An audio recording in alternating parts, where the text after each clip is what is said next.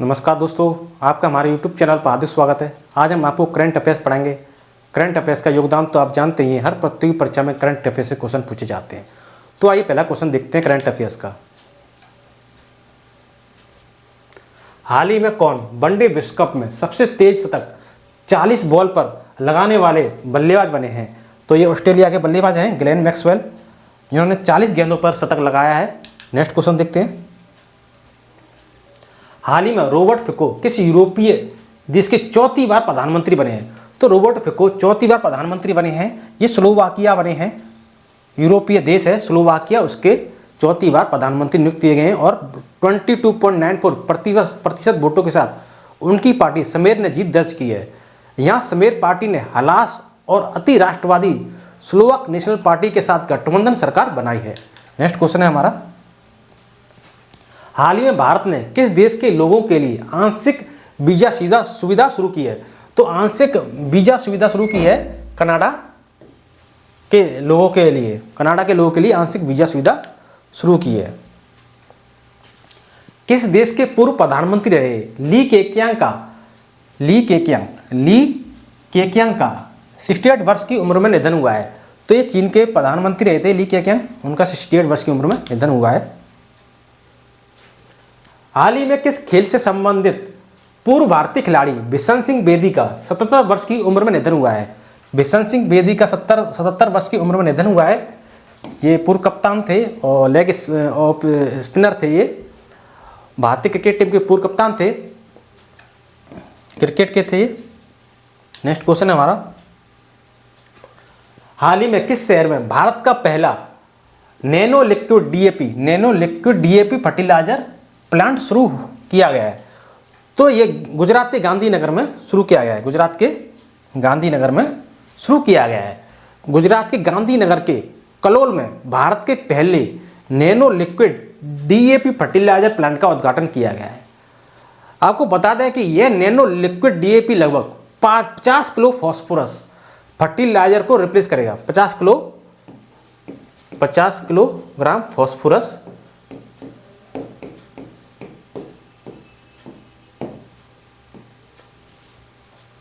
Fertiliser को replace करेगा। इसमें 80% नाइट्रोजन और 60% फॉस्फोरस है।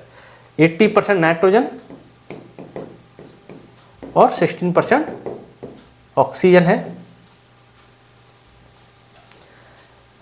फॉस्फोरस है, मैंने ऑक्सीजन लिख दिया, इसमें फॉस्फोरस है। 16% फॉस्फोरस है।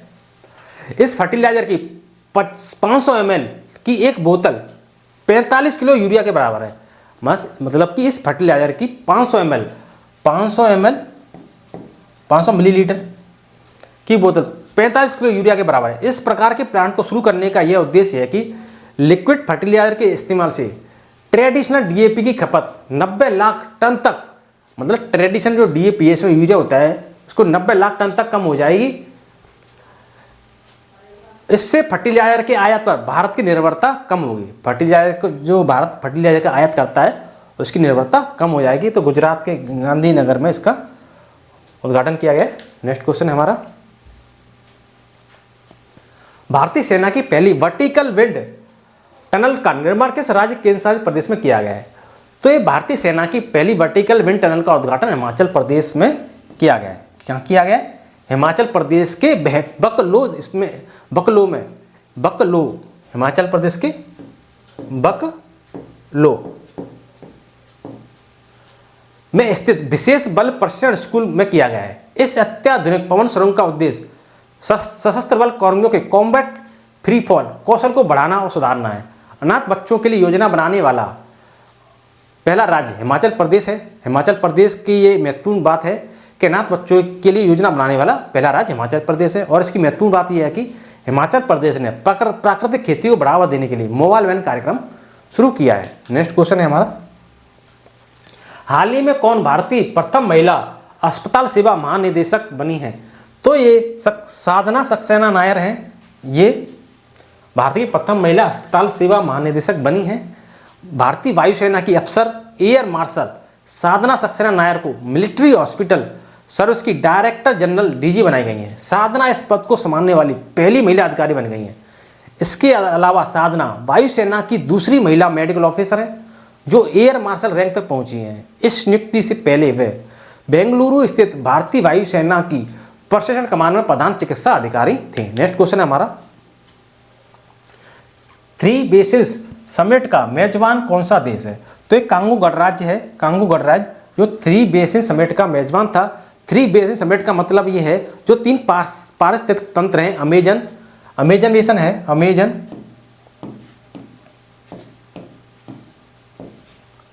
कांगो,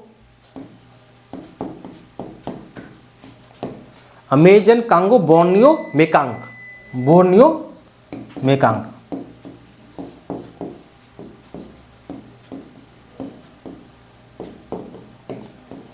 मेकांग और दक्षिण पूर्व एशिया के लिए दक्षिण शासन को मौजूद करने के लिए कांगो गणराज्य के ब्रेजाविल में 3 बेसिक शिखर सम्मेलन की मेजबानी की गई थी। शिखर सम्मेलन के दौरान जारी की गई 3 बेसिन थ्रेट रिपोर्ट में दुनिया के शेष उष्णकटिबंधीय वन बेसिनों के मामले आने वाली चुनौतियों पर प्रकाश डाला गया है। तो उष्णकटिबंधीय जो हैं वन हैं और जो उष्णकटिबंधीय वन बेसिनों के सामने आने वाली चुनौतियों पर इस पर प्रकाश डाला गया है। नेक्स्ट क्वेश्चन है हमारा, हाल ही में किसी उदय कोटक के स्थान पर, पहले उदय कोटक थे, उदय कोटक के स्थान पर कोटक महिंद्रा बैंक के नए एमडी एंड सीईओ के रूप में नियुक्त किया गया है। तो ये अशोक वासवानी हैं, अशोक वासवानी, इनको नियुक्त किया गया है। और आपको बता दें कि कोटक महिंद्रा बैंक भारत में निजी क्षेत्र का चौथा बड़ा बैंक है, निजी क्षेत्र का चौथा बड़ा बैंक है कोटक महिंद्रा बैंक। अराटू त्योहार जो खबरों में देखा गया किस राज्य का प्रसिद्ध त्योहार है? तो अराटू त्योहार केरल का प्रसिद्ध त्योहार है। कहाँ का है? केरल का है। और आपको हम बता दें कि तिरुवनंतपुरम के श्री पद्मनाभ स्वामी मंदिर में अराटू उत्सव मनाए जाने की एक समृद्ध परंपरा है। अराटू उत्सव की विशिष्टता यह है कि पूर्ववर्ती त्रावणकोर साम्राज्य के शाही परिवार के मुखिया अभी भी पारंपरिक पोशाक में जुलूस के दौरान देवताओं की मूर्तियों के साथ चलते हैं। अराटू महोत्सव हर साल 2 बार मनाया जाता है। ये 2 बार मनाया जाता है अराटू त्योहार, साल में 2 बार केरल में मनाया जाता है। और ये तिरुवनंतपुरम के श्री पद्मनाभ स्वामी मंदिर में मनाया जाता है। तिरुवनंतपुरम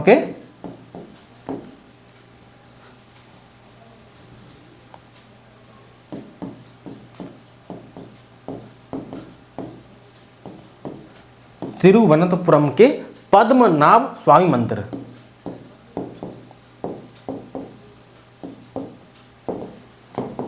साल में 2 बार मनाया जाता है, पद्मनाभ स्वामी मंदिर में मनाया जाता है तिरुवनंतपुरम के। नेक्स्ट क्वेश्चन है हमारा, प्रतिवर्ष 24 अक्टूबर को दुनिया भर में किस रोग के बारे में जागरूकता फैलाने के उद्देश्य से एक दिवस मनाया जाता है? तो 24 अक्टूबर को पोलियो के बारे में जागरूकता फैलाने के लिए एक दिवस मनाया जाता है। और अंतर्राष्ट्रीय संयुक्त राष्ट्र दिवस भी 24 अक्टूबर को मनाया जाता है। ये आपको ध्यान रखना पड़ेगा। यह दिवस प्रतिवर्ष 24 अक्टूबर को पोलियो के बारे में जागरूकता बढ़ाने के उद्देश्य से मनाया जाता है। इस दिवस को जोनास साल्क के जन्मदिन के उपलक्ष्य में मनाया जाता है। जोनास साल्क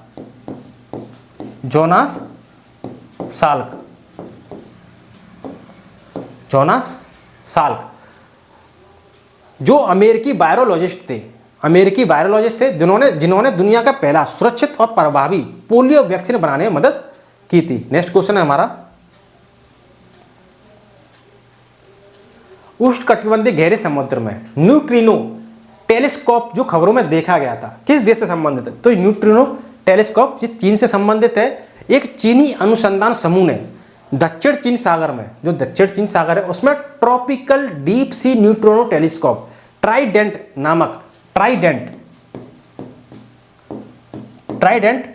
नामक एक विशाल न्यूट्रिनो टेलीस्कोप का निर्माण शुरू किया है, जिसे चीनी में हेलिंग ओशन बेल नाम दिया गया है।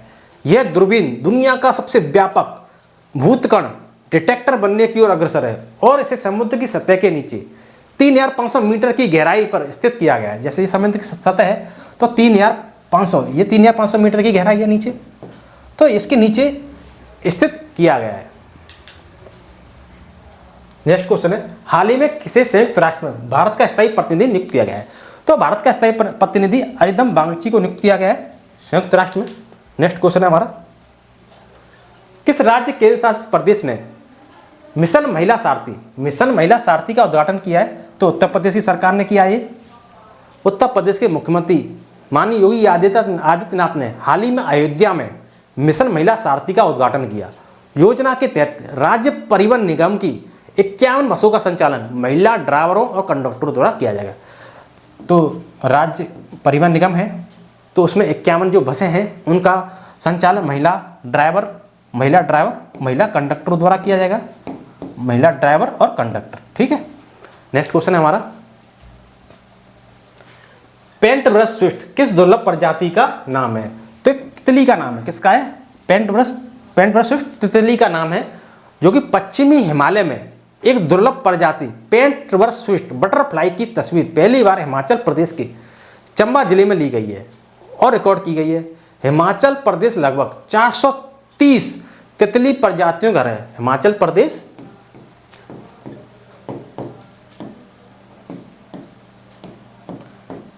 हिमाचल प्रदेश 430 तितलियों की प्रजाति हैं, उनका घर है, जो भारत में पाई जाने वाली कुल तितली प्रजातियों का लगभग 25% है। यानी कि 25% तितलियां हिमाचल प्रदेश में पाई जाती हैं। नेक्स्ट क्वेश्चन है हमारा, डेनियल नोवा को किस देश का राष्ट्रपति चुना गया है? तो डेनियल नोवा को इक्वाडोर का राष्ट्रपति चुना गया है, इक्वाडोर का। नेक्स्ट क्वेश्चन है हमारा, किस जहाज निर्माण कंपनी ने स्टील्थ गाइडेड मिसाइल विध्वंसक प्रोजेक्ट 15B श्रेणी की तीसरा जहाज INS इम्फाल वितरित किया है? तो मझगांव डॉक शिप बिल्डर्स है, ये मझगांव डॉक शिप बिल्डर्स इसने किया है इसको। Mazagon dock ship builders limited ने भारतीय नौसेना को प्रोजेक्ट 15B श्रेणी की स्टील्थ गाइडेड मिसाइल विध्वंसक जहाज का तीसरा जहाज INS इम्फाल सौंपा है। यह परियोजना निर्धारित समय से 4 महीने पहले ही पूरी हो गई है। विशेष रूप से INS इम्फाल महिला अधिकारियों और नाविकों के लिए आवास सुविधाओं के साथ कमीशन किया जाने वाला पहला नौसैनिक युद्धपोत होगा। नेक्स्ट क्वेश्चन है, भारत के पहले regional rapid transit system RRTS का क्या नाम है? तो ये नमो भारत है, प्रधानमंत्री मोदी जी ने इसको लॉन्च किया है। Rapid transit regional rapid transit system का क्या नाम है? नमो भारत। हाल ही में प्रधानमंत्री नरेंद्र मोदी जी ने देश के पहले रीजनल रैपिड ट्रांजिट सिस्टम नमो भारत को हरी झंडी दिखाई है। नमो को तो नाम जानते हैं नरेंद्र मोदी। दिल्ली गाजियाबाद मेरठ रीजनल, नमो से आप याद रख सकते हैं, नमो मतलब नमो, एन से नरेंद्र और मो से मोदी, तो नमो रखा गया, नमो भारत। एन से ना से नरेंद्र, मो से Modi. Delhi Ghaziabad Meerut regional rapid transit system corridor के प्राथमिकता वाले खंड का भी उद्घाटन किया गया है। RRTS का नाम पहले रैपिडेक्स ट्रेन था, पहले इसका नाम रैपिडेक्स ट्रेन था, फिर इसका नाम नमो भारत कर दिया। RRTS एक नया रेल आधारित semi high speed high frequency computer transit system है, जिसकी डिजाइन गति 180 किलोमीटर प्रति घंटा की गई है। कितनी की गई है इसकी? RRTS की 180 किलोमीटर प्रति घंटा, 1 घंटे में 180 किलोमीटर। नेक्स्ट क्वेश्चन है हमारा, वित्त वर्ष 2023-24 में अप्रैल सितंबर के दौरान भारत का सबसे बड़ा व्यापारिक भागीदार कौन देश बना है? 2023-24 में अप्रैल सितंबर के दौरान तो सबसे बड़ा भागीदार संयुक्त राज्य अमेरिका है। पहले भी यही था, संयुक्त राज्य अमेरिका ही चला रहा है। सबसे बड़ा व्यापारिक भागीदार है संयुक्त राज्य अमेरिका। अभ्यास हरी माऊ शक्ति 2023, हरी माऊ शक्ति 2023 का आयोजन किन देशों की सेनाओं के बीच किया गया है? तो ये भारत और मलेशिया की सेनाओं के बीच किया गया है, भारत और मलेशिया। हाल ही में भारतीय और मलेशिया सेना के बीच संयुक्त द्विपक्षीय प्रशिक्षण अभ्यास एक्सरसाइज हरी माऊ शक्ति 2023 आधिकारिक तौर पर भारत के उमरोई छावनी में शुरू हो गया है। मलेशियाई सेना के दल में मलेशियाई सेना की 5वीं रॉयल बटालियन के सैनिक शामिल हैं, जबकि भारतीय दल का प्रतिनिधित्व राजपूत रेजिमेंट के एक बटालियन द्वारा किया जाता है। इस अभ्यास का पिछला संस्करण 2022 में मलेशिया में किया गया था। इस बार भारत में हो रहा है, लेकिन 2022 में मलेशिया में किया गया था। भारत की तरफ से राजपूत रेजिमेंट और मलेशिया की तरफ से 5वीं रॉयल बटालियन। नेक्स्ट क्वेश्चन है हमारा, हाल ही में ICC अरेस्ट वारंट जारी करने के बाद पुतिन पहली विदेश यात्रा पर कहां पहुंचे हैं? तो किर्गिस्तान की यात्रा पर पहुँचे हैं। कहाँ पर? किर्गिस्तान की यात्रा पर। हाँ, आपको बताते हैं कि रूस ने परमाणु ऊर्जा वाली महाशक्तिशाली मिसाइल 7 बनाई है और रूस ने 2024 में अपने रक्षा खर्च को 70% तक बढ़ा दिया है। रूस इस्लामिक बैंकिंग भी शुरू करेगा। और आपको बता दें कि रूस का लूना 25 अंतरिक्ष यान चंद्रमा से टकराकर दुर्घटनाग्रस्त हो गया। जब भारत ने सॉफ्ट लैंडिंग की चंद्रमा पर, चंद्रयान-3 ने, उसका नाम था चंद्रयान-3, तो उससे पहले रूस का लूना 25 अंतरिक्ष यान चंद्रमा से टकराकर दुर्घटनाग्रस्त हो गया। और रूस ने लिंग परिवर्तन और ट्रांजिस्टर विवाह पर प्रतिबंध लगा दिया है। हाल ही में बीसीसीआई ने किसे भारतीय महिला क्रिकेट टीम का मुख्य कोच नियुक्त किया है? तो ये अमोल मजूमदार को नियुक्त किया है, अमोल मजूमदार को। नेक्स्ट क्वेश्चन है हमारा, ग्लोबल हंगर इंडेक्स 2023 में भारत को 125 देशों में कौन सा स्थान प्राप्त हुआ है? 111वां स्थान प्राप्त हुआ है। तो ग्लोबल हंगर इंडेक्स में 125 में से 111वां स्थान मिला है। तो भारत, पड़ोसी देशों की तुलना की जाए तो भारत भुखमरी के मोर्चे पर, भारत की हालत जो पड़ोसी देशों से भी खराब है, पाकिस्तान, बांग्लादेश, श्रीलंका से भी खराब है। इस बार की रिपोर्ट में श्रीलंका 60वें स्थान पर है, पाकिस्तान 102 पे है, बांग्लादेश 81 पे, नेपाल 69 पे, लेकिन भारत 111 पे। तो भारत 125 में 111, तो भुखमरी की स्थिति की दर्शाता है ये भारत में। नेक्स्ट क्वेश्चन है हमारा, हाल ही में कहाँ भारत के पहले पूर्ण महिला पुलिस स्टेशन के 50 साल पूरे होने पर जश्न मनाया गया? तो ये केरल का है। और केरल की आप महत्वपूर्ण बात बताते हैं आपको, केरल का पहला AI स्कूल, आर्टिफिशियल इंटेलिजेंस से युक्त स्कूल तिरुवनंतपुरम में लॉन्च किया गया है।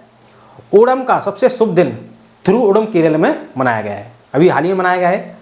और नाम मित्र केरल के नींदकारा में सफल परीक्षण किया गया है। नेक्स्ट क्वेश्चन है हमारा, हाल ही में कौन अमेरिकी प्रतिनिधि सभा के नए अध्यक्ष चुने गए हैं? जो अमेरिकी प्रतिनिधि सभा है उसके नए अध्यक्ष चुने गए हैं माइक जॉनसन। महत्वपूर्ण क्वेश्चन हो सकता है कि अमेरिका काफ़ी पावरफुल देश है। हाल ही में किस देश ने भारत को मुक्त पर्यटक वीजा प्रदान किया है? तो ये श्रीलंका ने भारत को मुक्त पर्यटक वीजा प्रदान किया है। हाल ही में कौन दुनिया का दूसरा सबसे प्रदूषित वैश्विक शहर बना है? तो मुंबई दुनिया का दूसरा सबसे प्रदूषित अंतर्राष्ट्रीय शहर बना है। सबसे प्रदूषित दूसरा अंतर्राष्ट्रीय शहर है मुंबई, ये बना है। नेक्स्ट क्वेश्चन है, वैश्विक पेंशन सूचकांक 2023 में भारत 47 देशों में कौन से स्थान पर है? तो भारत 45वें स्थान पर है। एक 15वें वार्षिक Mercer CFA institute global pension index ने हाल ही में विभिन्न देशों में सेवानिवृत्त आय प्रणालियों की रैंकिंग को जारी किया। नीदरलैंड ने 6 स्थान प्राप्त किया, उसके बाद नीदरलैंड के बाद आइसलैंड है, डेनमार्क है। भारत की रैंकिंग में थोड़ा सुधार देखा गया है, 47 से 45 में आया है, लेकिन थोड़ा सा ये कोई ज़्यादा खास अच्छा नहीं है। हाल ही में ECI ने, इलेक्शन कमीशन ऑफ इंडिया, जो भारत में चुनाव का पर्यवेक्षण करती है, चुनाव कराती है, ने कैसे अपना राष्ट्रीय आइकन नियुक्त किया है? तो राजकुमार राव को अपना राष्ट्रीय आइकन नियुक्त किया है ECI ने, इलेक्शन कमीशन ऑफ इंडिया ने। हाल ही में बंगाल की खाड़ी से उठे चक्रवाती तूफान हामुन को किस देश द्वारा नाम दिया गया है? तो ये ईरान ने नाम दिया है। किसने नाम दिया है? ईरान ने दिया है। नेक्स्ट क्वेश्चन है हमारा, ग्लोबल रिमोट वर्क इंडेक्स 2023 के 108 देशों में भारत को कौन सा स्थान मिला है? तो 64वां स्थान मिला है भारत को ग्लोबल रिमोट इंडेक्स में। 108 देशों में कौन सा स्थान मिला है? 64वां। 108 देशों में 64वां स्थान मिला है। और पहले इसकी रैंकिंग पिछले वर्ष भारत की सूची में रैंकिंग 49 थी। पहले इसकी रैंकिंग 49 थी, इस बार रैंकिंग इसकी 49 से गिर गई। शीर्ष 10 देशों में डेनमार्क पहले स्थान पर है। डेनमार्क पहले स्थान पर है। नेक्स्ट क्वेश्चन है हमारा, हाल ही में मुख्यमंत्री योगी आदित्यनाथ ने कहाँ राजा राम मोहन राव की प्रतिमा का अनावरण किया है? तो ये राजा राम मोहन राव की प्रतिमा का अनावरण माननीय योगी आदित्यनाथ ने उन्नाव में किया है। मणिपुर हाईकोर्ट के मुख्य न्यायाधीश कौन बने हैं? तो जस्टिस सिद्धार्थ मौदुल बने हैं। मणिपुर में आप जानते हैं जाति हिंसा हो रही है कुकी और मैतेई समुदाय में। हाल ही में कहाँ भगवान बुद्ध की 51 फुट ऊंची प्रतिमा स्थापित की जाएगी? तो 51 फुट ऊंची प्रतिमा भगवान बुद्ध की स्थापित की जाएगी, ये कौशाम्बी में स्थापित की जाएगी। कहाँ पे स्थापित की जाएगी? उत्तर प्रदेश के कौशाम्बी में। हाल ही में किसे विश्व के सर्वश्रेष्ठ नियोक्ता 2023 सूची में शामिल किया गया है? तो ये NTPC है, national thermal power corporation. NTPC national thermal विद्युत कंपनी है ये, नेशनल थर्मल पावर कॉरपोरेशन।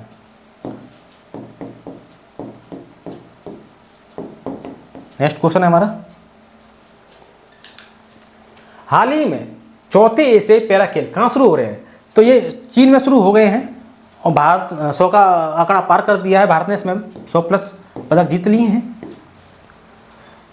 और चीन की आप महत्वपूर्ण बात बताते हैं, चीन ने झाओ जिंग को अफगानिस्तान अपना नया राजदूत नियुक्त किया है।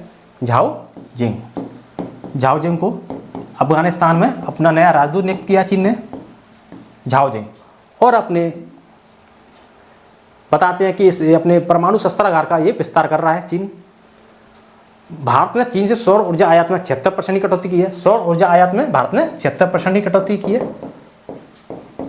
सौर ऊर्जा आयात में भारत आयात करता था, उसमें 76% कटौती कर दिया चीन से। नेक्स्ट क्वेश्चन है हमारा, उत्तर प्रदेश ने किस जीव को राज्य का जलीय जीव घोषित किया है? तो गंगा डॉल्फिन को किया है। गंगा डॉल्फिन IUCN की लिस्ट में, रेड लिस्ट में है, लुप्त प्राय की प्रजाति में है। IUCN की फुल फॉर्म IAS के प्री एग्जाम में इस बार आई थी। तो IUCN की फुल फॉर्म है international union for conservation of nature. International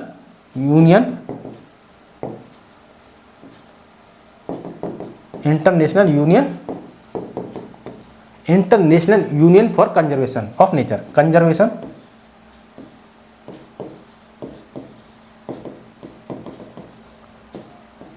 of nature, N for nature, I for international, U for union, C for conservation, N for nature, इसकी ये full form थी। हाल ही में जारी ग्लोबल रिमोट वर्क इंडेक्स में कौन शीर्ष पर रहा? तो ये ग्लोबल रिमोट इंडेक्स में शीर्ष पर डेनमार्क था। और आपको बता दें, टाइम्स हायर एजुकेशन द्वारा जारी वर्ल्ड यूनिवर्सिटी रैंकिंग 2024 में ऑक्सफोर्ड यूनिवर्सिटी शीर्ष पर रहा। टाइम्स हायर एजुकेशन इंग्लैंड की एक संस्था है, वही जारी करती है। तो ऑक्सफोर्ड यूनिवर्सिटी इंग्लैंड की है, तो ऑक्सफोर्ड यूनिवर्सिटी शीर्ष पर रहा। और ग्लोबल इनोवेशन इंडेक्स में स्विट्जरलैंड शीर्ष पर रहा। हेलेने पासपोर्ट इंडेक्स में सिंगापुर शीर्ष पर रहा। हाल ही में क्रिस्टोफर लक्सन किस देश के नए प्रधानमंत्री बने हैं? तो क्रिस्टोफर लक्सन न्यूजीलैंड के प्रधानमंत्री बने हैं। और आपको हम बता दें कि डेनिस नोवा इक्वाडोर के नए राष्ट्रपति बने हैं। मोहम्मद मुइज्जू मालदीव के राष्ट्रपति बने हैं।